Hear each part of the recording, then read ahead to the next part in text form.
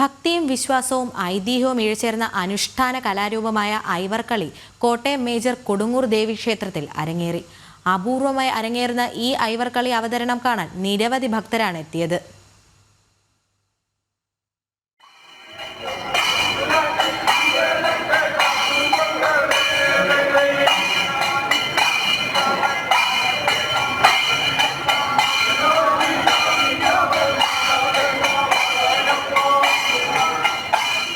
പഞ്ചപാണ്ഡവരുടെ കളിയെന്നാണ് ഐവർ കളിയെ പറയുന്നത്.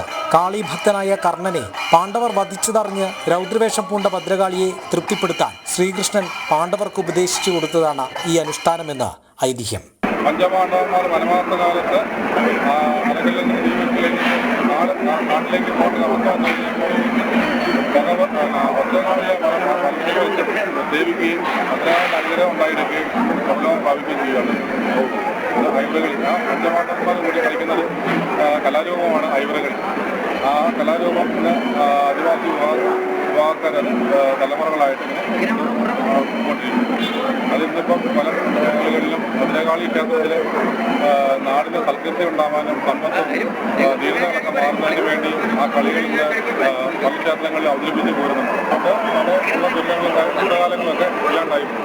ഭഗവതി ഭദ്രകാളിയെ പ്രീതിപ്പെടുത്തുന്നതിന് വേണ്ടിയാണ് ഐവറുകളി. കേരളത്തിലെ അപൂർവം ക്ഷേത്രങ്ങളിൽ മാത്രമാണ് ഐവർ കളി നടക്കുന്നത്. കോട്ടയം മേജർ കൊടുങ്ങൂർ ക്ഷേത്രത്തിൽ പ്രാചീന കാലം മുതൽ ഐവർ കളി നടന്നിരുന്നു. ഇടയ്ക്ക് നിന്നുപോയിരുന്നുവെങ്കിലും പ്രൗഢിയോടെ കളിത്തട്ട് ഇന്നും സംരക്ഷിച്ചു പോരുന്നു. മുണ്ടക്കയും അയ്യപ്പദാസും സംഘവുമാണ് കളിത്തട്ടിനെ സാക്ഷിയാക്കി നടപ്പന്തലിൽ ഐവർ കളി നടത്തിയത്.